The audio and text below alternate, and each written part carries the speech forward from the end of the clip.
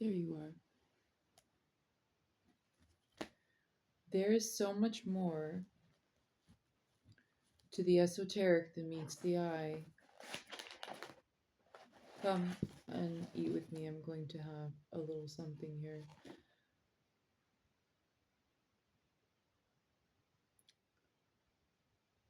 Maybe the only mistake that hasn't been explored yet,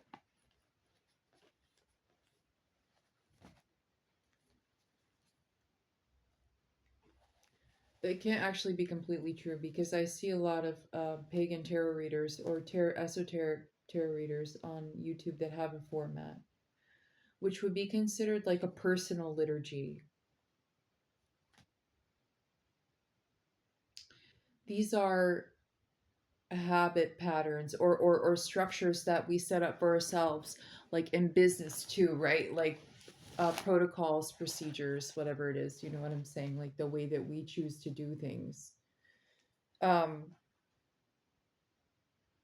Dovin's Serpent Tarot is really incredible, and his wife, Ula T readings, I think it is. I don't remember exactly her name, but that couple is really, really fantastic. And they have what I would consider some very broad shoulders and a very pure spirit, and a desire to really, really help people and explain things that are coming up in a supernatural way in the spiritual realm. I'm sorry, I'm trying to find some better light, but I think it's just going to be as good as it gets because I don't really like the angle and everything, but it just is what it is, right? So bless us the Lord for these eyes gift about to receive from thy bounty. But I really like the way that because I would watch his readings a lot in the beginning, but I think I had switched channels or something and got away from on accident and got away from him for a minute and just kind of got into life. But they're also they are also very open about the fact that they're both neurodivergent, which I think is really cool that they're able to say that.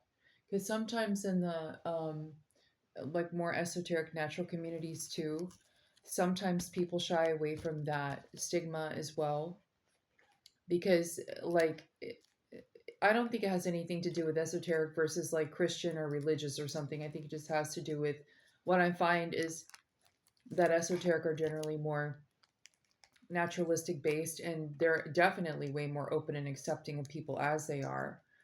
And really in a lot of ways, I have seen they have their own sets of masks, but they're different.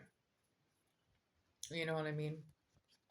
But they are definitely more open and accepting of people as they are. And because esotericism or esoteric isms or whatever is so free flowing and it's so personal and so gift based upon, like they're less likely to there are people that do categorize spiritual gifts, like, you know, as far as like, you know, you're a seer or you're this or you're that, you know what I mean? I just want to get more light, just a little bit more light, because I just want to be able to, yeah. There are people that can categorize you, you know what I mean? To like maybe even to be a little helpful. Sorry.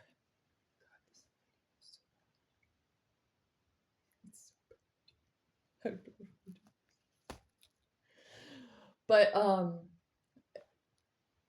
but but it's more subjective. I hope I look sexy eating this hamburger. I don't know what I'm shooting for here. It's fucking horrible. I don't know what else to say. It's just gonna be what it is. But but they're less likely to pigeonhole you. You know what I'm saying? Like, yeah, like spirit. Let's just like, you know, all my guides and ancestors here. Can we just like drop the response?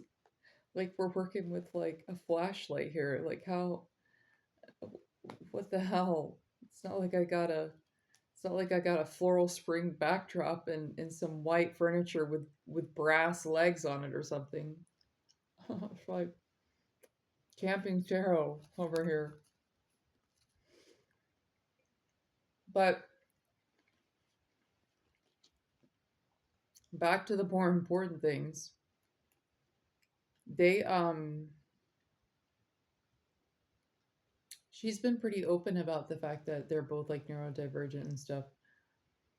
And he's very liturgical in like his personal practice, the way that he does his tarot readings. He's very studied.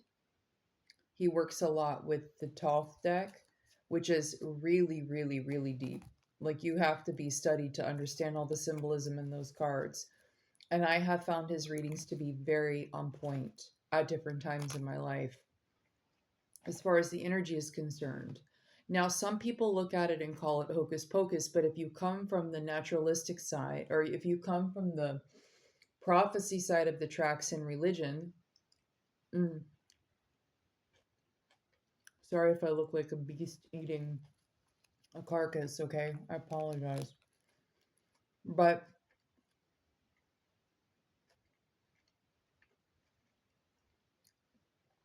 for those of you that are my soakers and my prophecy people, okay, what was I going to say about Toth?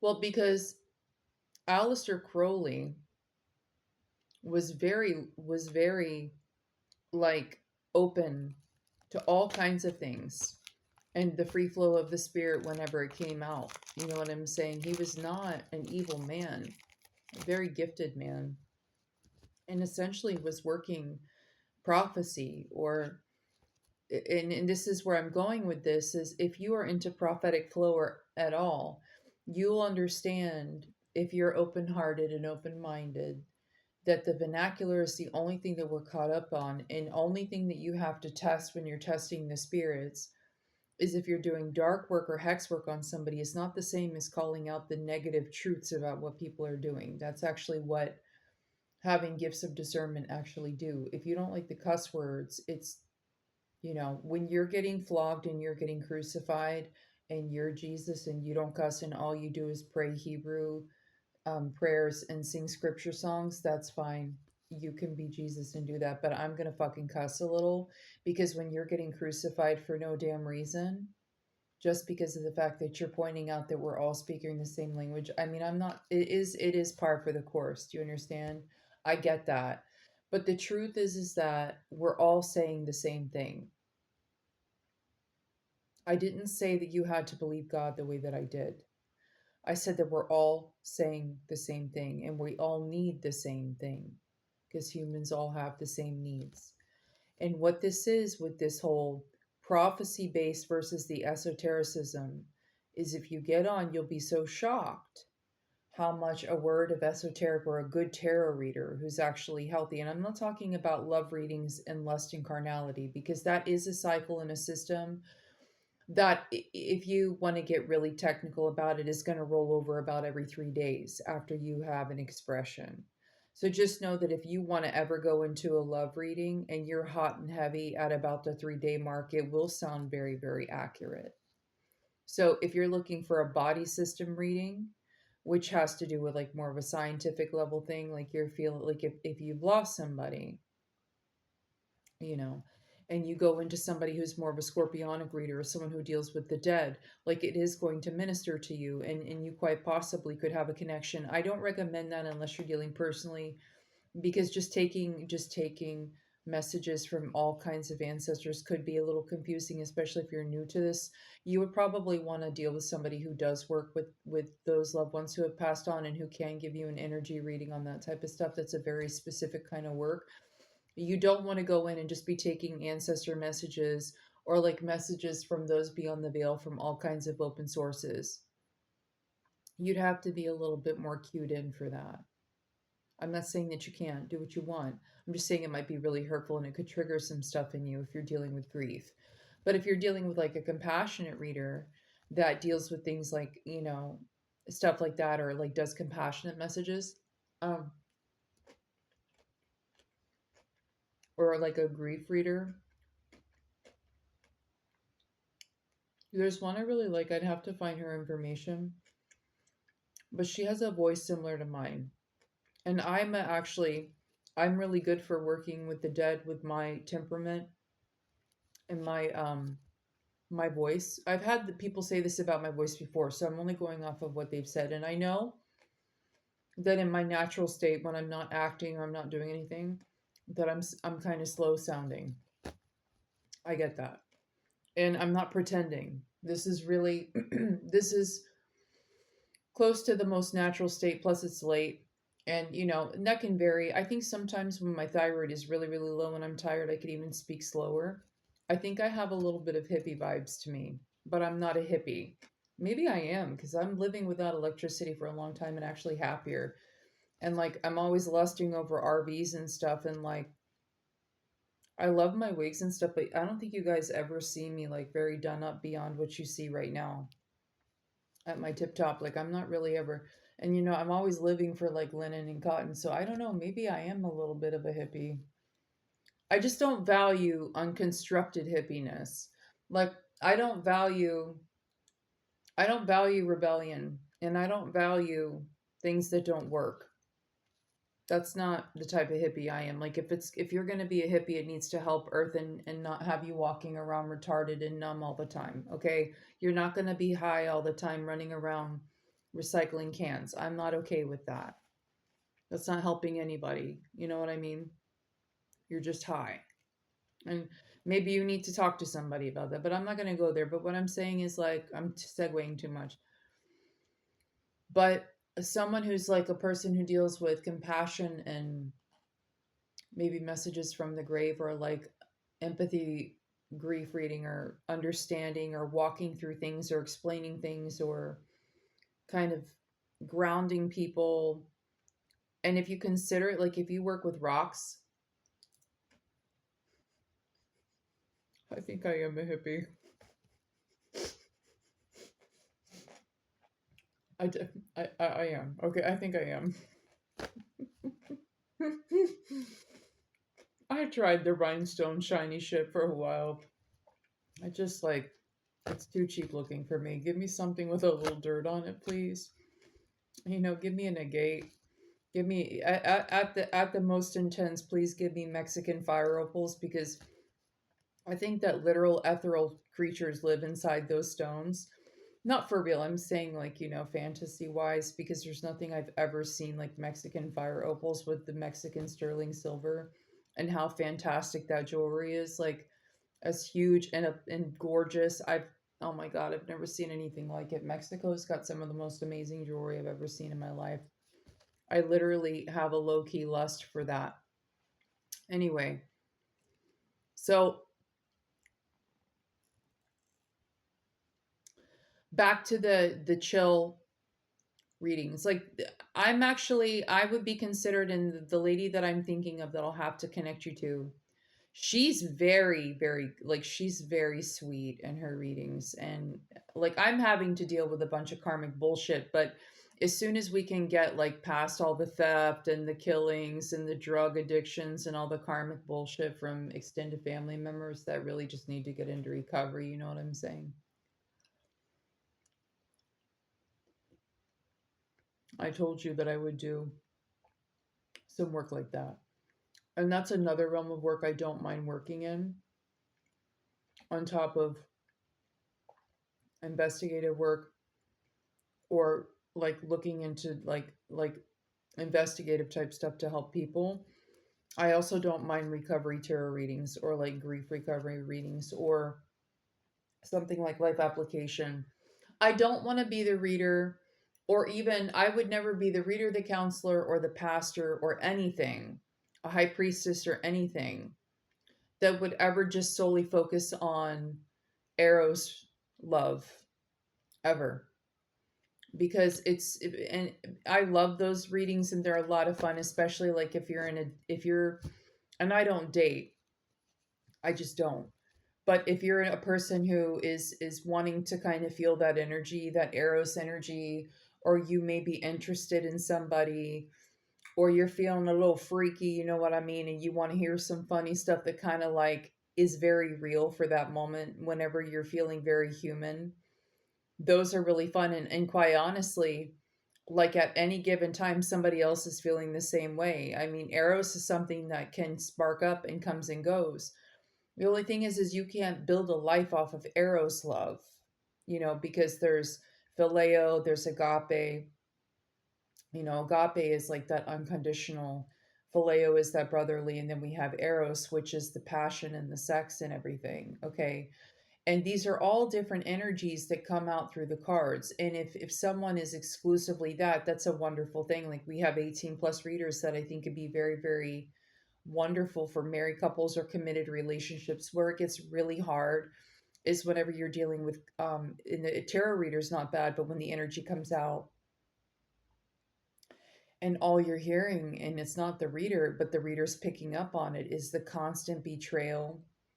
And these are the readings that you want to kind of stay away from if you're going through a hard time or you're going through something like a divorce or a separation, because if you haven't gone through a lot of recovery, or you haven't gone to like a wives of sex addicts group and maybe your partner was doing something like that, or maybe you've dealt with sex and romance addiction yourself or something, those readings can be very much addictive for people, or they can be detrimental to your recovery or your self-worth or self-peace if you're going through a really hard time. Okay. So you have to be really, really careful trying to energetically gauge your life based off of eros readings or those type of prophetic type things. And I've seen this in the church, and they want to, like, the thing is it's the same in the tarot community or the esoteric community. Whenever you put somebody in your relationship to tell you that you should marry this person or you shouldn't marry this person, or that encourages you to be having sex outside of a committed relationship, that I'm not telling you what you should do because everybody believes differently.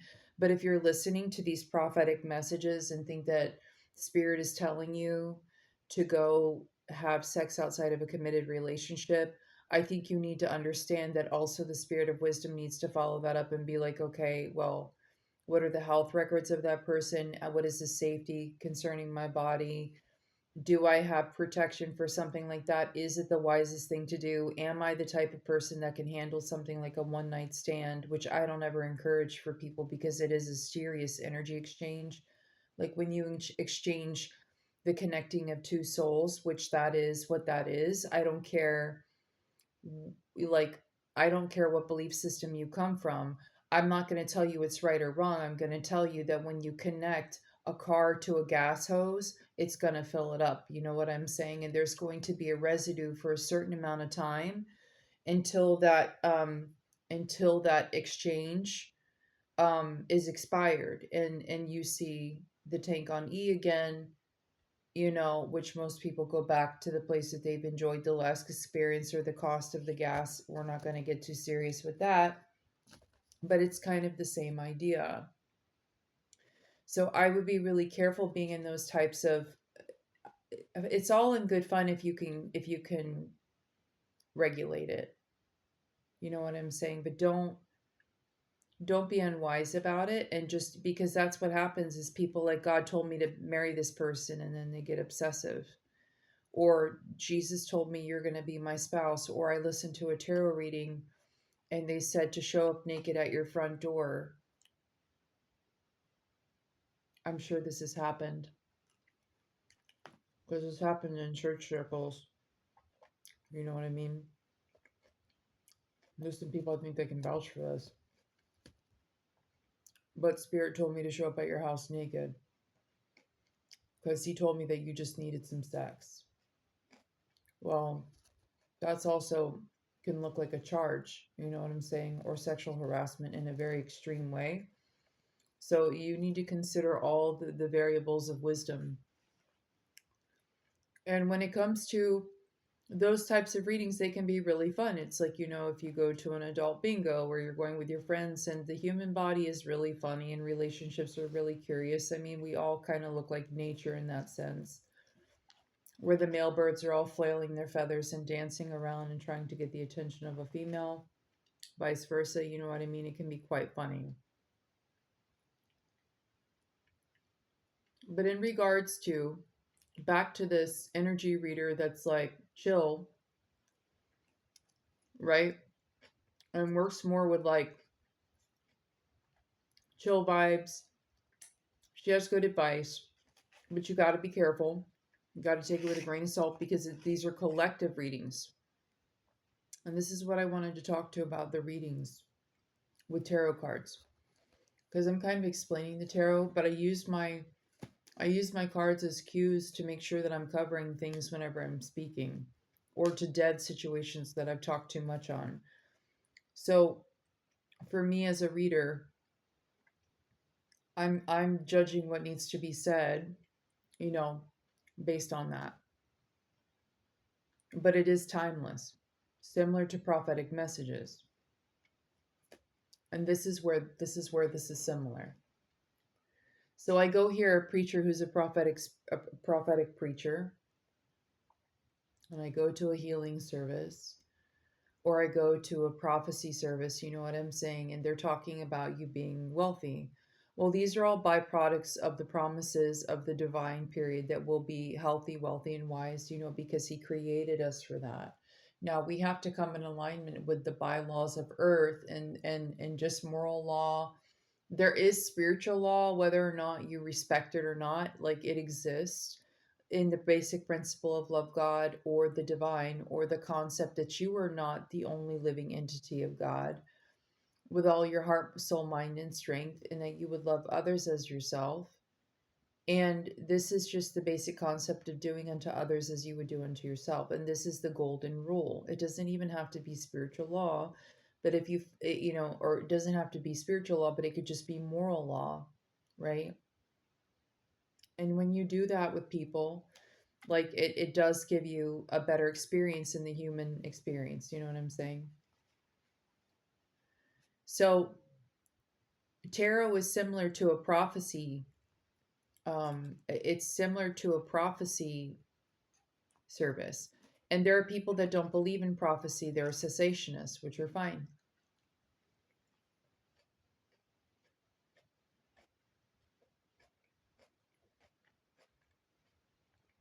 They would probably be people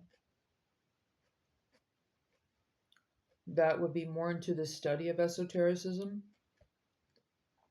or study of the esoteric, because I don't know if I'm saying that correctly, which Aleister Crowley was both. He was an experimenter of the esoteric, but he was a researcher of the esoteric.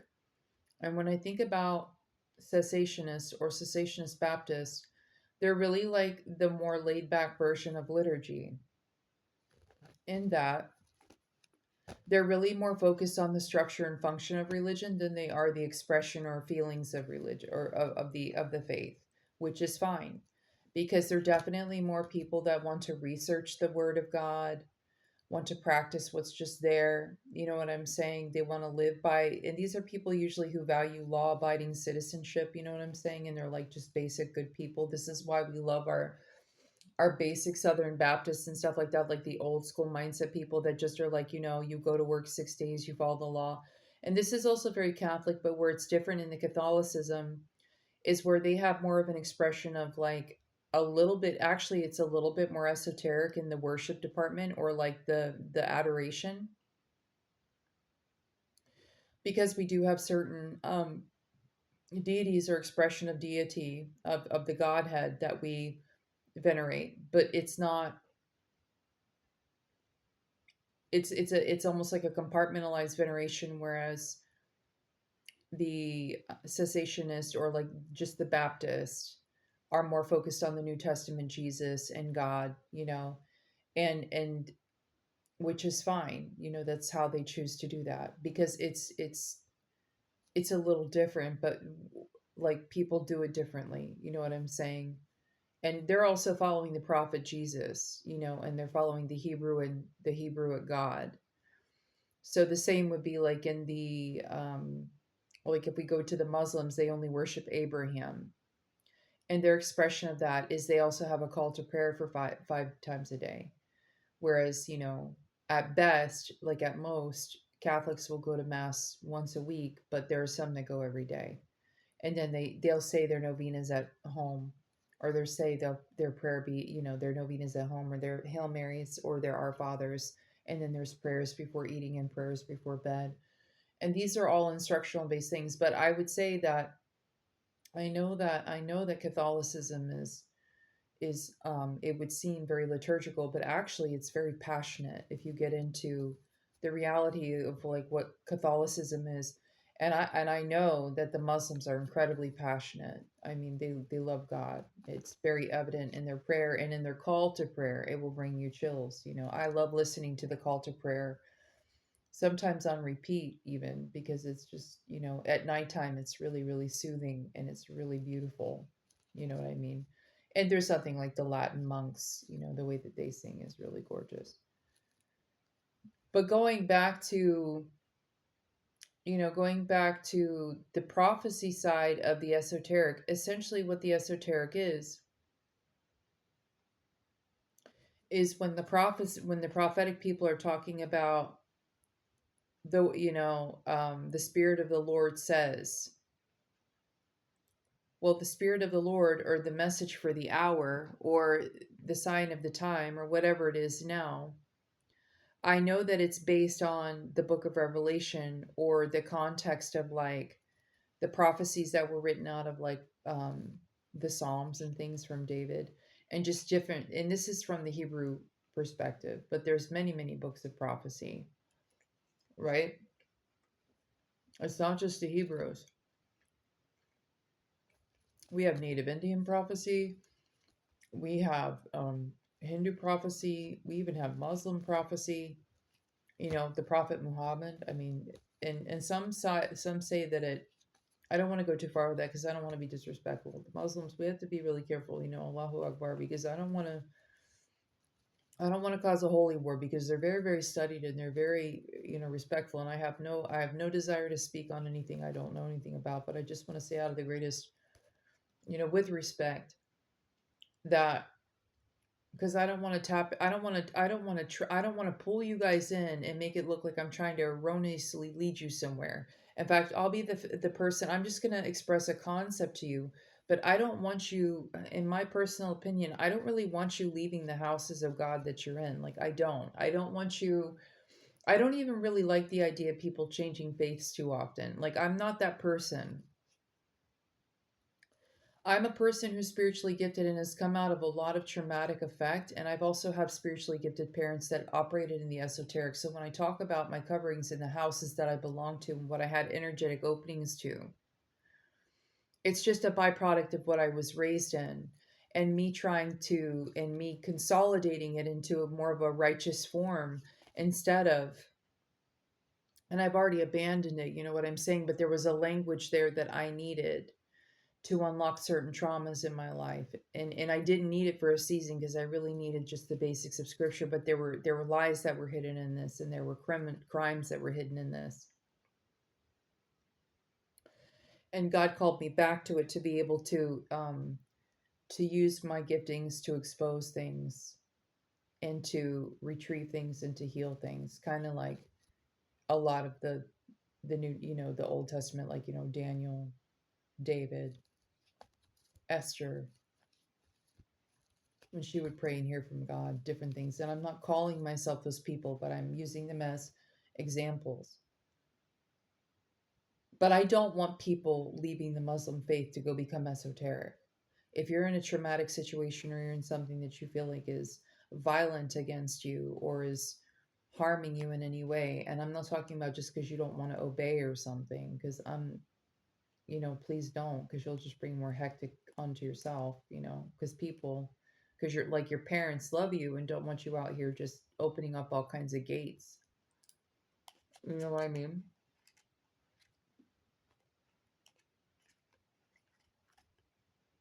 But I'm not the person that's going to tell you to leave being Muslim to go claim Jesus. I'm not. I'm sorry. I'm not going to tell you you need to be saved. If you're an addict, you definitely need a higher perspective, but and I can give you a few options. And I know what's worked for me. But this whole idea of like you leaving another faith to go to another faith, and you know what I mean? Like, I'm just not, I'm a little too old school for that. I'm really not that person. I'm just not, you know. If you're being abused or you're being like sexually abused or something like that, then the answer is, get out of a bad situation, and ask for help. But the idea of just like not wanting, not, feeling like God is calling you somewhere else because you really just don't like the rules. I'm going to tell you, you're going to run into those rules until you like the rules. That's one thing I've seen. You know what I mean? So that's kind of what tarot is like, when you're getting on these tarot readings and you're amazed at the things, because it's a lot more open now and prevalent than it was back in the 90s, even because in the 90s you had to go to a sideways little shop at the corner of town. You know what I mean? And it was frowned upon because everybody said you were doing demon stuff. Hmm. And you were sinning. And sometimes people are. Hmm. You want to know how you're sinning when you go to the edge of town to the local witch or the tarot reader? You want to know how you're sinning? Well, generally, she's smart enough or he's smart enough to know whether or not to energetically deal with you. And that's up to whether or not he wants to take the money to deal with people like you. But generally, if they're tapped in and they're not a charlatan, they're probably not going to deal with you because they don't want to deal with the karma connected to dealing with you and your foolery. But a lot of times, women will go into situations like this, or men trying to put a hex binding or a curse on their spouse to stay with them, or find out what their spouse is doing, their ex spouse or a lover or something like this, and it generally has to do with like money, power, fame, or like relationships, sex. You know what I'm saying? And that's not just what the local witch, and witch is not always a negative thing. You know what I'm saying? It could just be a spiritualist. But that's not always what her job is for. It's to help you walk through things and get more into your intuition and help you get back to like what helps you and what you're thinking and like maybe what God or your ancestors has for you. And if they're tapped in, like that's what they're going to do is focus on you. They're not going to open up energetically portals into other people unless something comes up in the reading that has to do with you being a victim of something or you being in something that could be harmful or a warning. It's the same thing with prophecy. Like, you know what I'm saying? Like it's a safe, healthy way to inform, you know what I'm saying? But this idea of like talking about when you're gonna die, that's more of like that would be more of like a astrology chart reading or something where there's potentials for things and maybe where you struggle with health stuff, and that would take someone who's very meticulous and understands birth charts to do stuff like that. A general, I wouldn't ever go off of a general tarot reader who says, you're going to die at this age or you're going to be rich by this age, or those are just like,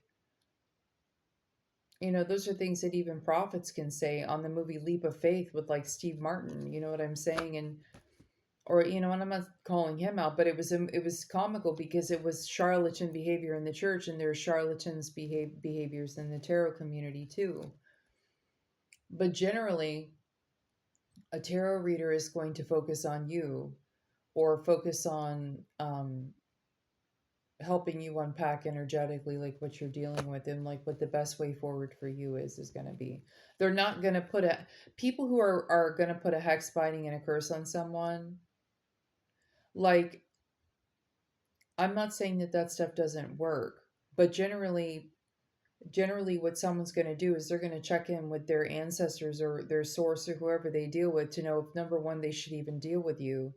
And what it would be more like is it would be more like petitions for, it would be almost like a novena petition with altar work that people do sometimes in like, Santeria, Santa Morte. So they would like offer certain herbs or spices, how they've been trained for things. And it would be a form of like, it would be like a physical prayer to like guard the person, guide the person, block off negative energies, but not for the purposes of you controlling them. It would be with the purpose of like their ancestors and guides getting a hold of them, steering in the right direction, whenever you've gone through injustice.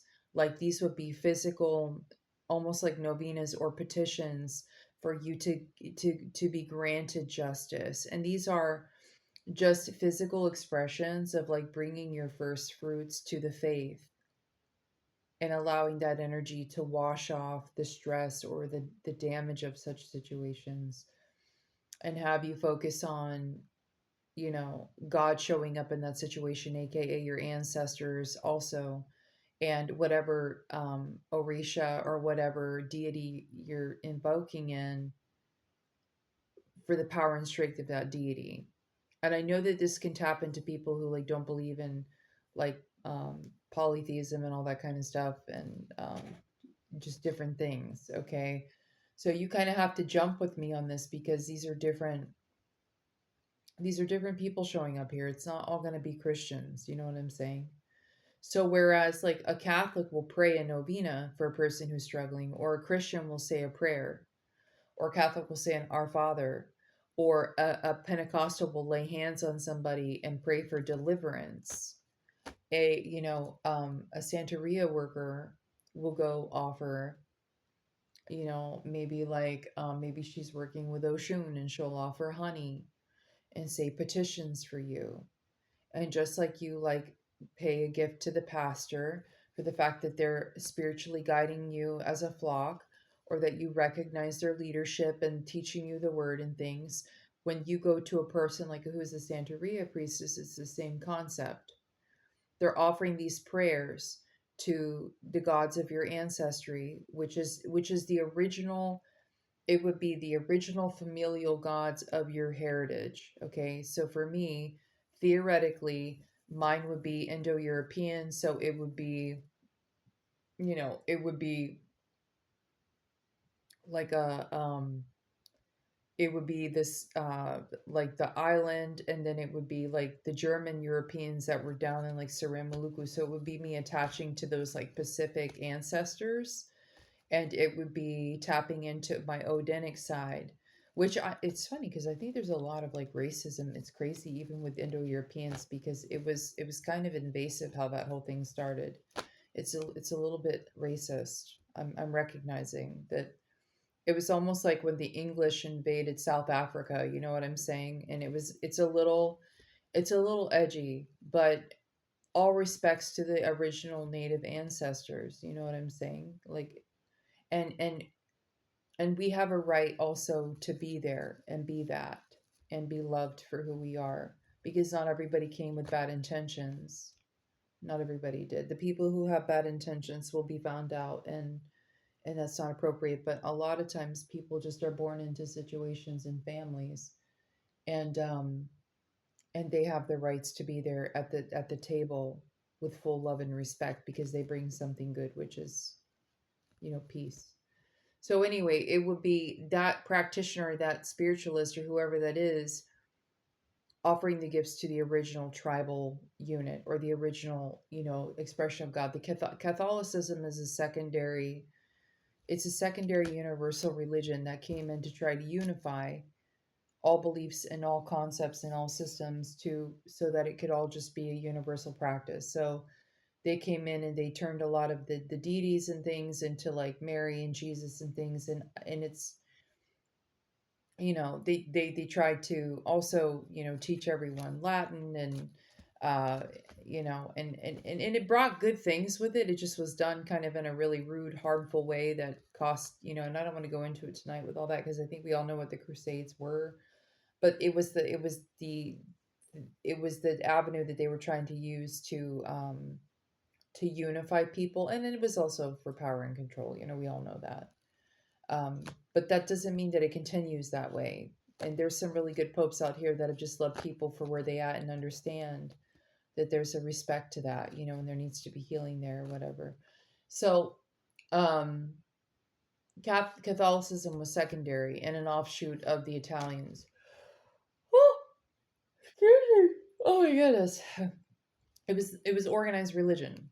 Okay, where a lot of our religions were not organized. They were just, our beliefs and our oral tradition, and maybe some things were written down on scrolls or tablets or something like that, but it was just original faith. So that's essentially what, a priestess or a person who works altars in native religions and different things like that does. They're very loyal to the cause when it comes to the native birthrights and all those kind of things. And I might have to pause for a minute because I'm having to like bring my brain together because I'm getting tired. But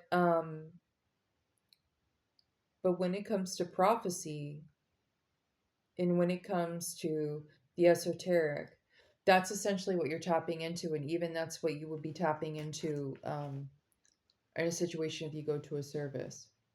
Is the word of the hour, or the spirit of the hour, or what God says to you. God says to you, you're going to be this, this, and that, and this, and they speak a word of knowledge over you.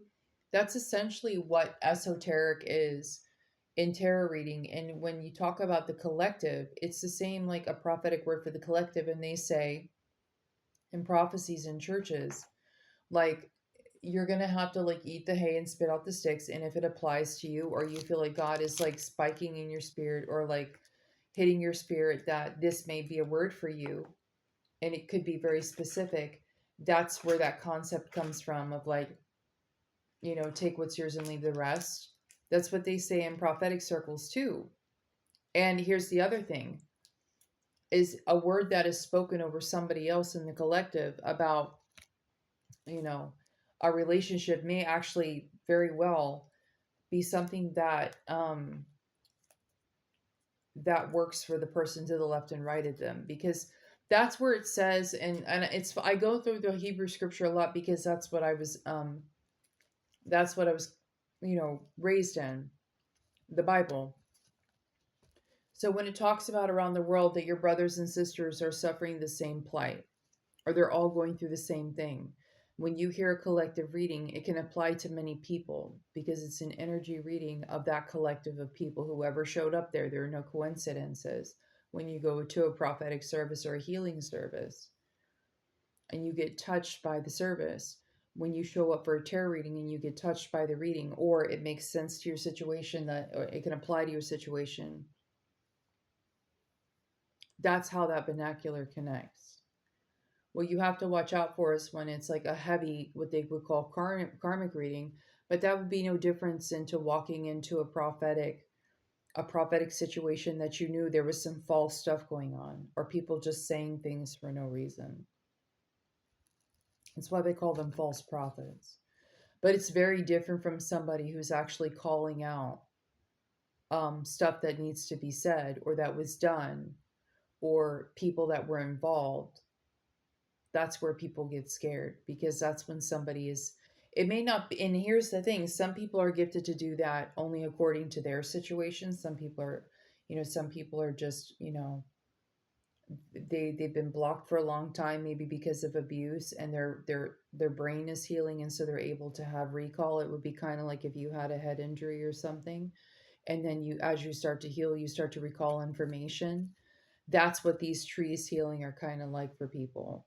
And so when they're working through the trauma and they use it, they have tarot, or they're kind of a mystic type person, or they have gifts of either prophecy or foresight, or they're telling the truth about situations or facts about a case that they remember. These are all concepts of like healing, recovery, brain recovery, the vernacular, the prophetic versus the esoteric. And this is where like it could also just be pattern recognition for somebody who can solve things through pattern recognition. So you kind of have to like where what is negative is it's not about truth based. If a person is spitting truth and it seems harsh and it needs to be said, like to expect someone to be more polished or respectable in their language with an abuse that has happened, like that is actually incurring and causing would be creating more abuse. It's like victim shaming, you know what I'm saying, is not appropriate. So just because someone is gifted like myself, like whenever you guys hear my readings that I'm really intense, like a lot of times I'm getting the downloads at the same times that you're hearing them. So to expect someone like me who's been through that to be more adult than you ever were or the person ever was, inflicting that would be another form of spiritual abuse. There will be a place whenever, like I was saying, that we're past the, like, for me personally in my situation, my giftings are best showing up for me first, and then that structure or that capability of me being able to speak the truth, identify the truth, call out the truth, pattern recognition, all those things will then be a discipline that's able to be used by people, and that will define the type of reader that I am, which also is similar to how if a person preaches a certain way, they call them like hellfire and brimstone preachers, or they call them more like life working preachers, or they call them more prophets or evangelists or blah, blah, blah. Those giftings will be more identifiable as they practice them as they go. And nobody starts out perfect, right? So the same would be for someone who's esoteric or somebody who's just trying to like be authentic in their expression of their spirituality and trying to emote the fact that they've got different deities visiting them because maybe they're called to a different office than you are, and it can't be pigeonholed by a Hebrew scripture because we have to consider the full context of the entire world in some things, especially if a person or a child or a situation has involved multiple cultures. To just make it a Hebrew problem would be another form of a abuse.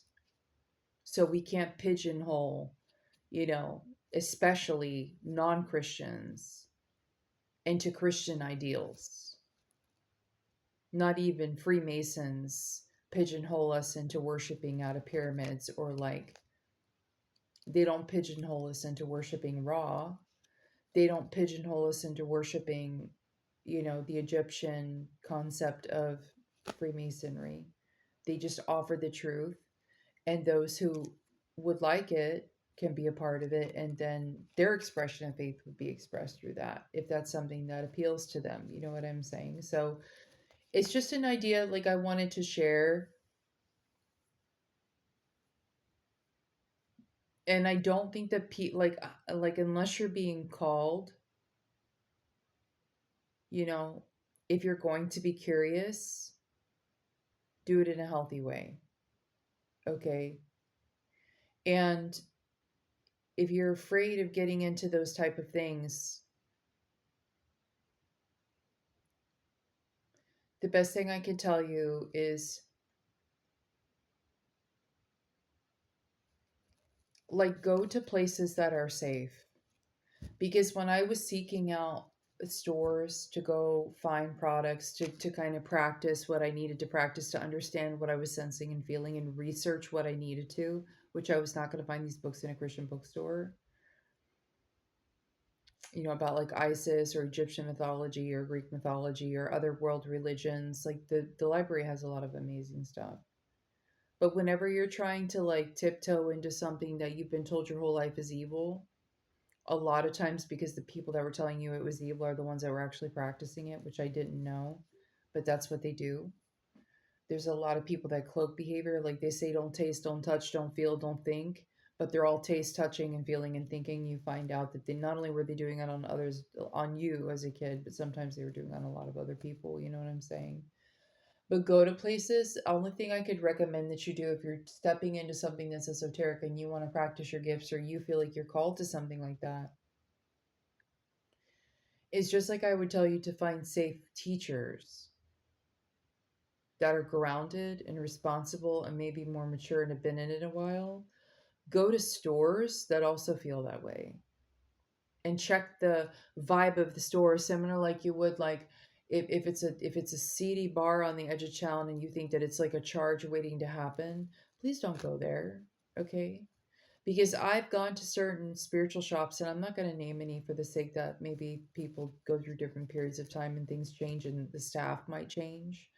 But I've been to certain spiritual shops and I literally felt like there were dead people walking around the place, and I could feel a very negative, unholy energy. And it was not the type of dead that were like spirits that were hanging around that were that were healthy. It was like vagabond. It was like people were some, it was almost like it was like a huge Ouija board, which is nothing but gray area. And in a lot of ways, when I look at a place like that, it has a huge question mark over the place. And it's not because necessarily that they're bad, but a lack of education or a lack of purity of thinking can be a very negative thing whenever you're looking for answers. And it can actually cause more confusion and set you down on a path that's very unhealthy. So generally, whenever I would talk to somebody and talk about spirituality or them wanting to get into tarot cards or something like that, or wanting to learn something, it would be like stick to the oldest religions that practice the esoteric. Like I'm going to tell you right now, the Hindu community is into tarot, they're into astrology, and they do those things, and they're absolutely one of the best resources and the purest hearted people to go to. You like, I mean, everybody's different, but there's a part of me that was just so bad that I spoke Hindu because, or Hindi, I think it's Hindu Hindi, because they like grow up with this stuff, and they really respect it and cherish it in their communities, you know what I'm saying? So I would want somebody to go to somebody that practiced that, or they practice like Kabbalah and they're really grounded in their belief. They're pure hearted, they're sober, they're integrous, they have families that they're, they're not out doing left wing stuff and constantly doubling up on the black eyeliner, which I don't care. That's fine if you want to go be a Satanist. Anton Levine was very theatrical, but also very intelligent. You know what I mean? And not all Satanists were out here, smoking crack and doing bad things. Like, find if you're gonna do Satanism, find people who are grounded and like are actually like balanced, structural people that can like talk to you about these things. You know what I mean? And they're not like you still see grounded character in them. And I was gonna say, for those that you are kind of tapped into stones, like you can get the energetic reasoning or the energetic frequency from stones. And what I was talking about for me, like I would be similar to like a hematite stone. Like that would be something that would be very much in energy, like energetically equivalent to me, would be something like a hematite. Very grounding. Black is one of my favorite colors. It always has been. I'm an earth sign. You know what I mean? I'm a Capricorn. So I'm going to pull black. I'm going to pull grounded. I'm going to pull four walls, structure and function and stability. And sometimes that can be as harsh as granite. Now, granite is an incredibly grounding stone, but it's also very harsh in its expression. And I can do that because sometimes, like, it just has to be that. You know what I mean? Sometimes I'm going to go granite on your ass and granite on my own ass and be like, park your ass, sit down and knock it off. You know what I'm saying? Like acting like a flailing child. You know what I'm saying? So I definitely resonate with those stones. And in my tropical, it was really weird because I can tell you this, my dad growing up, like he was more mystic, but he never told me. But he was always getting me amethysts because my birthstone was supposedly amethyst. But I appreciated amethyst, you know what I'm saying? Like I really did appreciate that he would give me amethyst all the time, but I almost felt like the stone was too party animal, princess. Like, and I never really resonated with purple. Like I know that that's what he loved to see me in like the lilac color or whatever when I was young, and my dad was always trying to put me in purple, like this like light purple. And like he liked me, like, and he would buy me amethysts all the time, like these custom amethyst rings and things that he would have made, and he was always putting amethyst on me, but I didn't resonate with it. And it's tropical, it is my sign to be an Aquarius,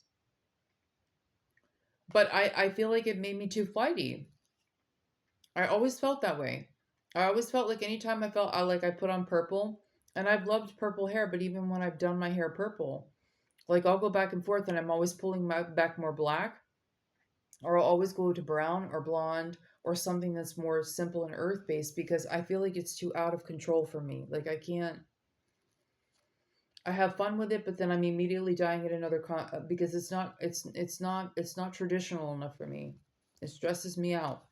It's too much. You know what I'm saying? And it's fun whenever you have light color hair and you can do that. But I've always had black hair, so it's like it just throws me off. And black is too harsh now because I'm getting older. So I love the blonde and I love the light colored hair. This is my cosmetology. I'm getting tired, so I'm starting to talk about weird stuff that don't make any sense. I know, I am. But there's astrology and beauty too, guys. Okay, that's a thing. It's a birth chart thing. Anyway, so I would feel so flighty whenever I'd wear this, and I never felt like it matched any of my clothes. And another thing is I never felt like I was a gold person, and he always had me in gold, and he always had me in amethyst, and I just felt like it just totally did not match me at all. And later on in life, I discovered silver, and then very much later on in life, I found like natural stones, discovered natural like stones like amber, and I love amber. You know what I mean? The stone is like it's like an incredible stone for Capricorn, and I've always been drawn to it. Like it's just something I just adore. Um, and especially when it's when with like some Indian or some Mexican silver, and it's just like kind of beat up, and it's really kind of rustic. It's just my thing. A big cigar band with like a stone on it, like it's just more my vibe, and it didn't feel like I was having to live around it, and it didn't make me feel energetically imbalanced, which people kind of think that stuff is hocus pocus, but it's the same as like when you're sitting in a bright pink shirt and you know it's not your color and you feel like you just want to hide from the world. It's that concept. It doesn't have to be spiritual, it could just be practical. Like what the fuck am I wearing chartreuse green for? Like it's not my thing. Like just please give me a black dress and a pair of like leather sandals, or like please just give me a basic, cream colored pair of cotton pants and a white shirt. Like what I can't do all this other, give me a $3 black shirt from Walmart. I don't give a shit. You know what I'm saying? Like it's that concept of like, you know, of expression, and it's going to be that concept of expression even in faith or practice or structure or function. And some people like that chartreuse faith or that chartreuse esoteric expression and the smell of patchouli oil and the quilted dresses, and they've got sparklers in their hair and their glasses are super round like Janis Joplin, and they want to drive a bug.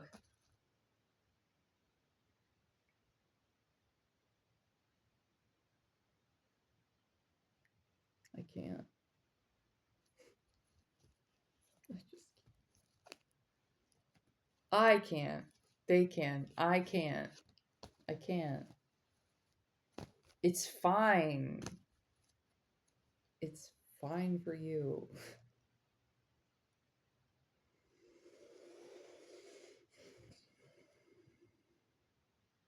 I can't.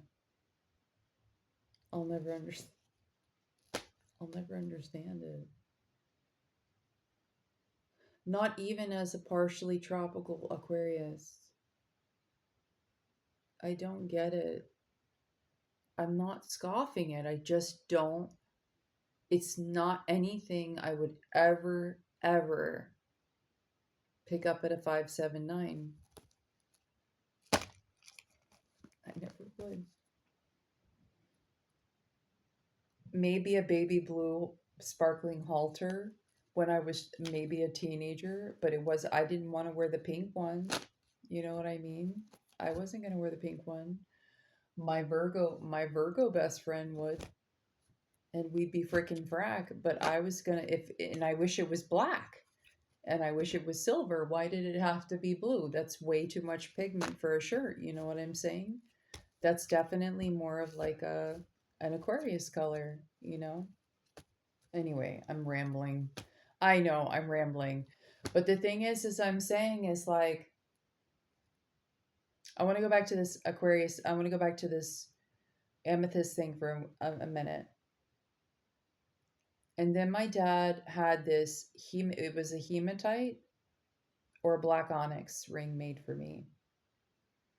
And all of these things, when I got saved, got pawned for, I pawned them. I pawned my solid gold custom rings my dad had made for me, like some of the jewelry I had, custom gold stuff that was probably worth thousands of dollars in the asshole. Let me just take a nylon string classical guitar. It was freaking highway robbery. And please do not take your gold into a pawn shop to find yourself. You will never find yourself in a pawn shop, okay? Like that.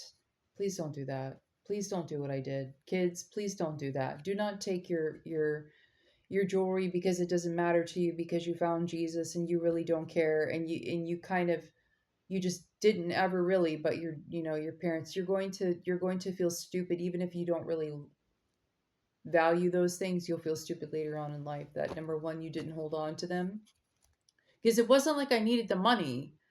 It was I just wanted a guitar. I wasn't hard up for cash. It literally was an equal exchange of like a $3,000 ring for a $50 nylon string guitar. You know what I'm saying? I didn't walk out with any cash in my pocket. It wasn't about money. It was about using what I had to go find a guitar so I could sit by the bridge and write songs. And now I just see my daughter all in that, you know what I mean? Or like one of my kids all in that. I'm like, oh my God, do you realize that you just sold like, like a $3,000 ring for a $50 guitar? Like, what are you thinking? So don't do that. You know what I'm saying? Like, don't do that. Use a little wisdom, please. I've had to come by it later on in life. Like I had to learn these lessons really late. But or like, it would be like if I did get what, like $15 back or something, it would be like, yay, I could go buy a straw purse, you know, a macrame purse, or like an, oh, I saw that African bag at the thrift store, like, oh my God, this child just like, her dad worked for months on that ring and she went and pawned it for a straw hat and a nylon string guitar. You got to be careful with kids because they don't value stuff the way that you do.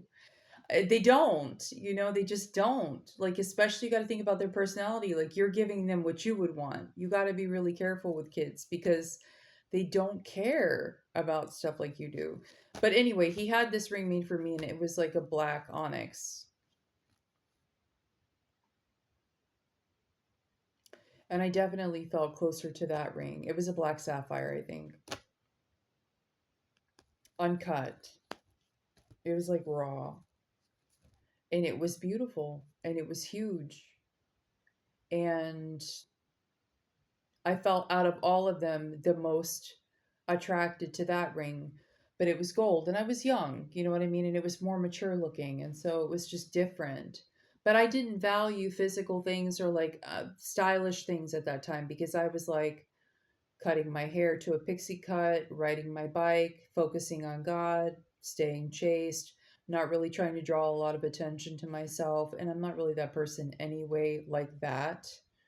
Like, I don't value being seen in certain, like maybe as a teenager, I valued name brands because I liked quality. Like, I still love Dooney and Burke purses because it's all weather leather. And now it's like one of the most economical things you can find, especially in resale.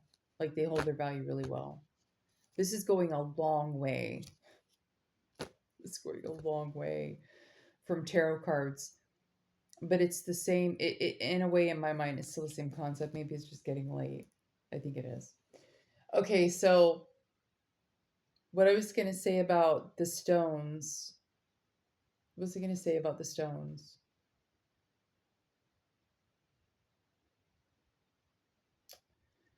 I don't remember.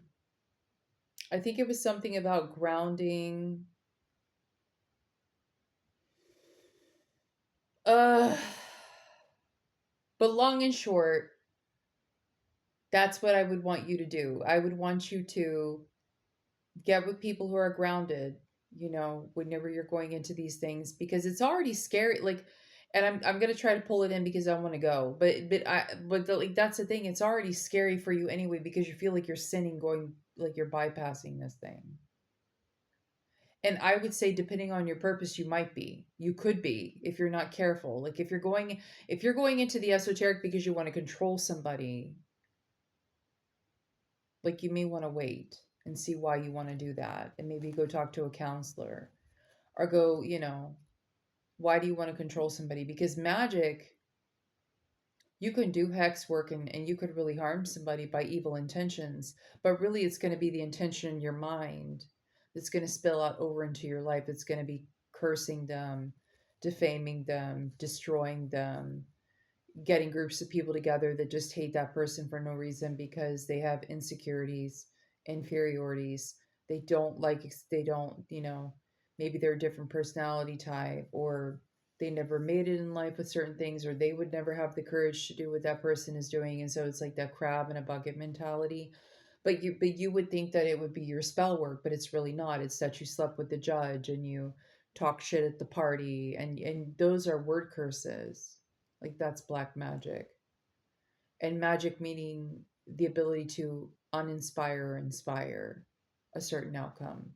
So when they talk about white magic, it would be things that make you happy, it would be things that are infectious in a good way, that like when you see a cute video of a pet, or a pet acting really silly, or a cute animal, or a sweet gesture, that is an inspirational, and that's a form of like white magic. Well, it works the same way in reverse, like rage baiting and hate and gossip and lies and destroying a person's life just because you're jealous.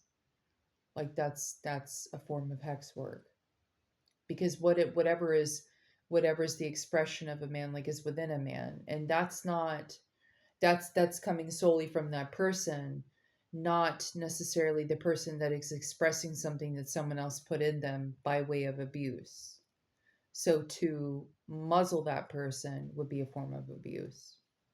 That's why we have freedom of speech, and why you're not going to shame a person for talking about the abuse that's happened to them. There's no statute of limitations on abuse when it comes to being the victim, because the only way a victim is going to heal, or the only way that the positive is going to outweigh the negative situations, and like even with faith or esoteric or wrong belief systems or patterns, is for the truth to get louder, to expose more of the darkness or the ignorance. You know what I'm saying? Like ignorance can be darkness and can lead you to really bad places.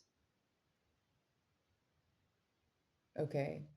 And that's why when you're getting into these things, make sure that you're checking your intention, because your intention it's going to steer your direction.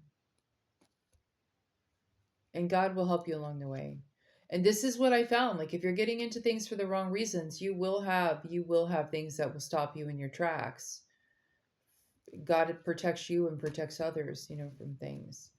And so I only came into this stuff whenever it was time, because had it been any sooner, it may have been for the wrong reasons. It may have been for me trying to trap something in my life, or do something negative in my life to hold on to something that wasn't meant to stay. And like you don't want to do that. You don't want to hang on to things that aren't meant for you to stay. You could speak your desires, but just like any faith or any prayer, it's like, but Lord, if it's your will, not my will, but your will be done. Ra, not my will, but your will be done. Odin, Freya, even Satan, not my will, but your will be done. Because again, Satanism is not what a lot of people think. It's not murder and death and all those things. Satanism is, you need to go research it, because it's not what everybody is saying. It's not. It's just a very real, very authentic, very strong expression that is not afraid of human behavior. You really need to go look into this. So when somebody says, not my will, Satan, your will be done, it's saying, let me just be 100 for 100. Okay. And this is not for every Satanist. This is for the ones that I know that are like intelligent, the ones that are like, it's like whenever the Satanists are funny because they're like, this is how I've seen them. And it's funny because I really understand the way that they think, and I'm not against it at all. I don't like the idea of like taking our young kids and like putting them in little Satanist aftercare schools and like teaching them about. I feel like Satanism is a very mature faith, okay? And it's a very mature belief system. And I'm going to be honest with you, like I don't want my kids focused on Satanism too young. I want them focused on words like authenticity, but I don't really want them submersed in the culture of like Satanism too young. Higher concepts of thought, like the right, but that's a broad realm of people that it needs to be very, very heavily monitored because just like in any churches, there's a very, very negative, potentially dangerous group of radicalists in this environment, that the Satanist environment, that could be very detrimental to children and expose them to things that aren't healthy at all. Okay. And I'm one for the kids, and I'm always going to be.